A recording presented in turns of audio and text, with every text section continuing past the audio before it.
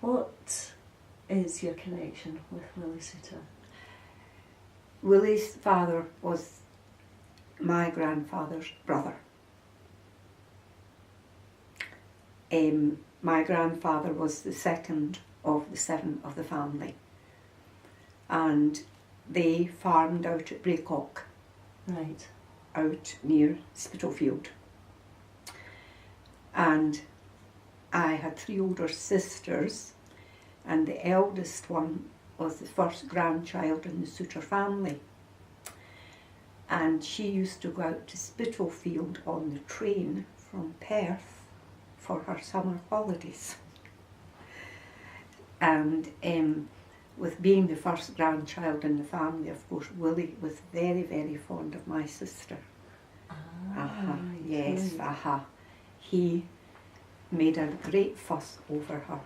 Right. Well, she would have been 86 now. She died 15 years ago. But no, they were always very, very fond of Marguerite, being the first grandchild in the family. In the whole Yes, in because the whole of the Soutar family. in your family tree, it's a Yeah. big family. Yeah, so she was the first. And my grandfather, Soutar, he was a master grocer in Perth, and he died in 1942, the year before Willie. Then, of course, Auntie Maggie and Uncle Jack. I saw quite a lot of them, especially after my father died, because being buried so near in Wells Hill Cemetery, it was the family ritual on a Sunday always to go to the cemetery. I see. And my sister Georgina, who was 5 years older than me, my mother took us every Sunday to Wells Hill Cemetery, and there would be Auntie Maggie and Uncle Jack, and we got a 6pence each every Sunday. Lovely. Do you remember going to the house in Wilson Street Oh as a yes, child? yes. It was the last time I ever saw my father. At the house in Wilson Wilson Street. Yes.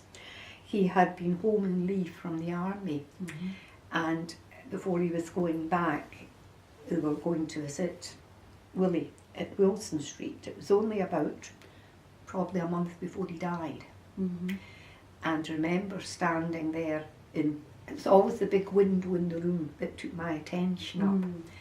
And Auntie Maggie asked me if I wanted to play tiddlywinks with Willie.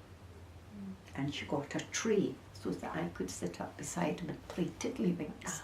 And it was always the red ones I remembered.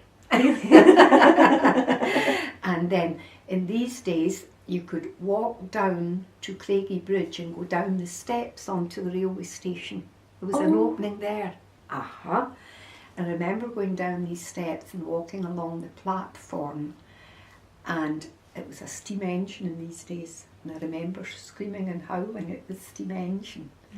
And my father got on the train, waved goodbye, and that was it. That was it. Never saw him again. Yes, he went off and he went away. never come back.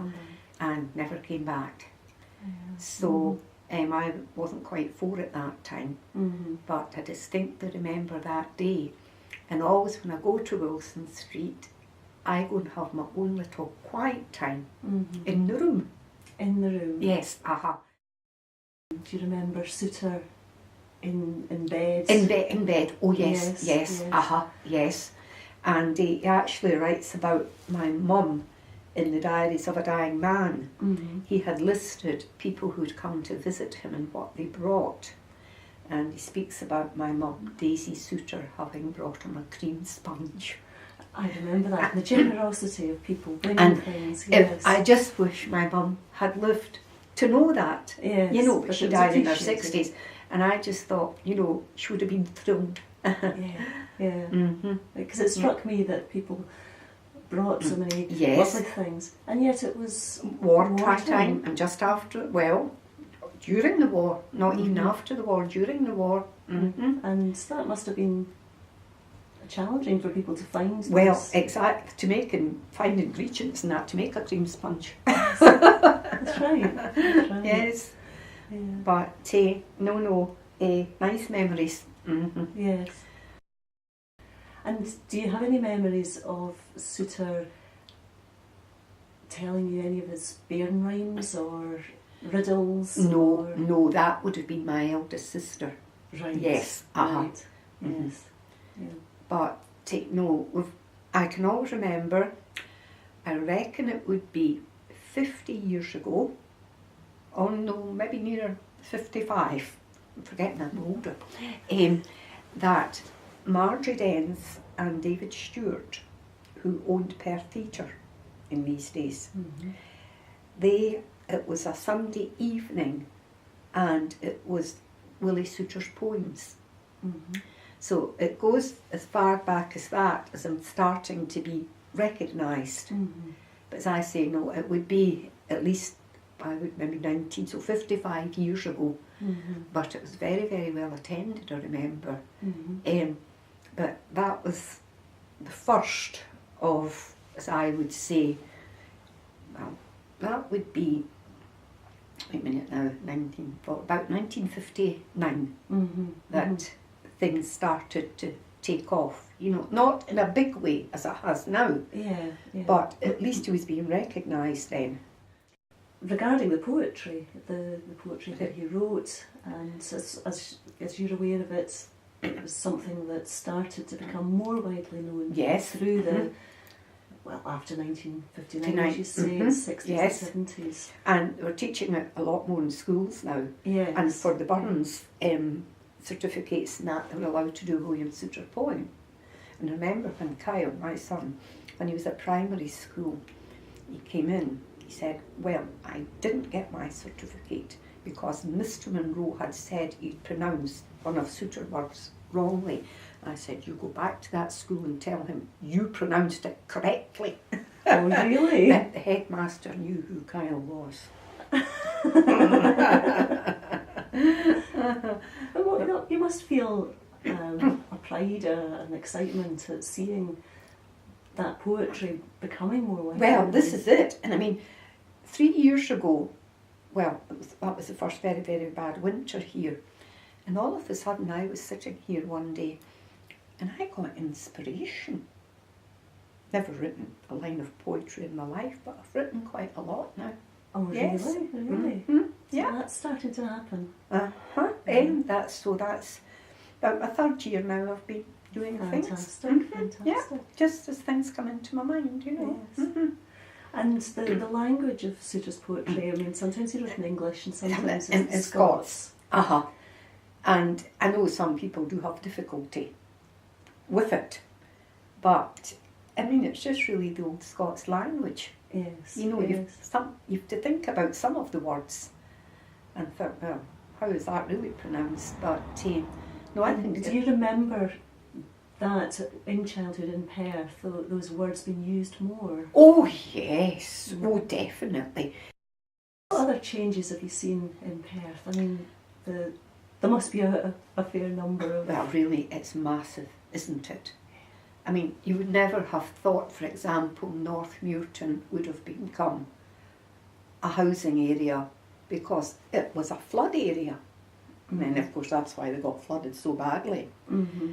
And it's just, and all the nice churches and that there used to be, and they're either closed down or they're turned into flats and things like that. Mm-hmm. And I mean, it really is a market town, or was a market town. Mm-hmm. And I mean, it's no longer. Markets have gone, haven't they? Yes, but Well, there's one on the outside. But not only that, you find down in the borders, these original market towns of state market towns. Mm-hmm. But The high no- street will have changed a huge amount. Oh, huge, huge, huge. There used to be a shop, well, they had two shops in the high street, they were called Tickety MacDonald. Tickety MacDonald, and everything was hung outside. Intriguing. Yeah. And there was two ironmongers, one of them barless, they were on the right hand side, and they had the old fashioned kind of bubble type windows, Oh, you know, yeah, the yeah. glass and that. Mhm, All these things. And there was manatinis and dog pippos and all these ice cream shops where you could get a cup of coffee. And I mean, Oh, they've right. just all gone now. Right. Mhm. All different. Totally transformed. And I feel that the post office used to be on the corner of the High Street and Scott Street. It was a beautiful stone building. Mhm, mhm. Then just all taken away. And industries all changed. Oh, I mean, completely. well, there was Shields who made the linen, Mhm. and there was Coates. It was another big firm who did linen and what have you. And then Poolers was a very, very big place, and even there was a lot of breweries in Perth. Right, But right. oh yes, a lot, and they've just all gone now. Mm-hmm. When Soutar died, there must have been quite a big impact on the family. Oh yes, he was very, very much missed Mhm. because well, all the family used to go and visit him. Yes. But then, of course, being the war, well, the male members of the family were obviously away Mhm. during his last years, really. Of course, of course. Mhm. So it would have really And mostly the been females. the women. Mhm. Yeah. Yeah. Mhm. He had a lot of visitors in those last years. Oh yes. And Mhm. a lot of them are people who've written about that because they're the poets and the literary musicians, Well, composers that's of the it. time. Mhm. And Yes. were you aware of these, apart, you were aware of the family, but these other... Well, you see, it was always talked about in our house. Always. Mhm. You know, as I say, we always got information, and that fed to us and said, oh, so-and-so's been to visit Willie and what have you. Mhm. Mhm. So some sort of great name from Yes. society in Edinburgh, perhaps, That's- and it would be remarked on Yes. Mhm. and valued that And that's it. Soutar was being visited. Mhm. Excellent. But no, as I say, lots of good memories Yes. about the family. Mm-hmm. And in recent years, you've said that you've kept bits of information, things you've been invited to. There've been a lot of I've got various everything, things. absolutely everything. Mm-hmm. Yep.